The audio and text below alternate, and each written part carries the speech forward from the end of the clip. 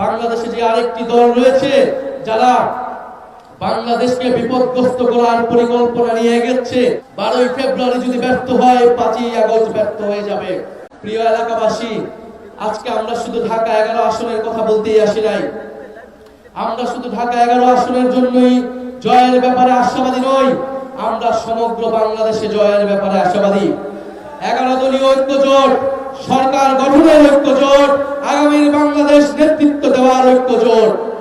ফলে 11 দলীয় ঐক্য জোটের নেতৃত্বে আপনারা সারা বাংলাদেশে যে যেখানে যেই মার্কা যেই প্রার্থী আছেন তাদেরকে সহযোগিতা করে তাদেরকে ভোট দিয়ে জিতিয়ে আনবেন, এই আহ্বান আপনাদের প্রতি রইল। আমরা দেখতে পাচ্ছি বাংলাদেশে যে আরেকটি দল রয়েছে যারা বাংলাদেশকে বিপদগ্রস্ত করার পরিকল্পনা নিয়ে এগোচ্ছে, সেই প্ল্যান পরিকল্পনাকে আমাদেরকে পরাজিত করতে হবে। আগামী 12ই ফেব্রুয়ারি বাংলাদেশকে দখলদার মুক্ত, আধিপত্যবাদ মুক্ত, সন্ত্রাস মুক্ত করতে হবে। আগামী 12ই ফেব্রুয়ারি আপনারা কি তার জন্য প্রস্তুত আছেন? 12ই ফেব্রুয়ারি ভোট কেন্দ্র পাহারা দেওয়ার জন্য প্রস্তুত আছেন? ইনশাআল্লাহ আমরা তরুণ যুব সমাজ সবাই প্রস্তুত আছি। আপনাদের প্রতি আরো আহ্বান জানাই, 12ই ফেব্রুয়ারি যদি ব্যর্থ হয় 5ই আগস্ট ব্যর্থ হয়ে যাবে।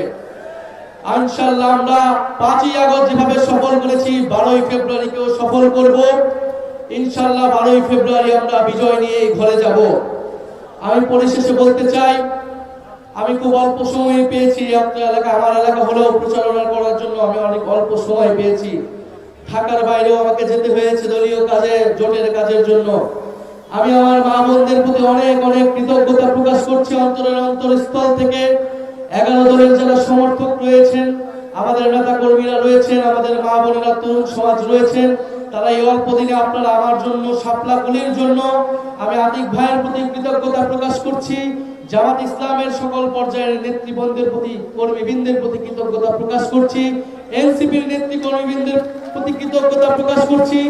আপনারা অল্প সময় আমাকে যে ভালোবাসা দিয়েছেন, নিজের সন্তানের মতো আপনারা যেভাবে আমার জন্য প্রচারণা করেছেন, বাড়ি বাড়ি গিয়েছেন, এটা অভূতপূর্ব। আমি এই ঋণ আপনাদের জন্য সবসময়, আপনাদের এই ঋণের কথা আমি মনে থাকবো এবং এই ঋণ আমি দেশের জন্য জীবন দিয়ে, দেশের জন্য কাজ করে আমি এই ঋণ পরিশোধ করবো ইনশাআল্লাহ। আপনারা আমার জন্য দোয়া রাখবেন। আগামী 12ই ফেব্রুয়ারি আমরা ভোট কেন্দ্রে থাকবো।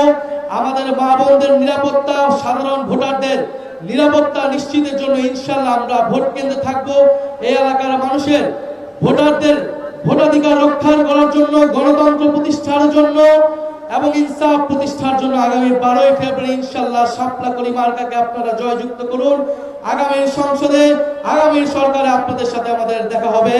ইনকিলাব, ইনকিলাব।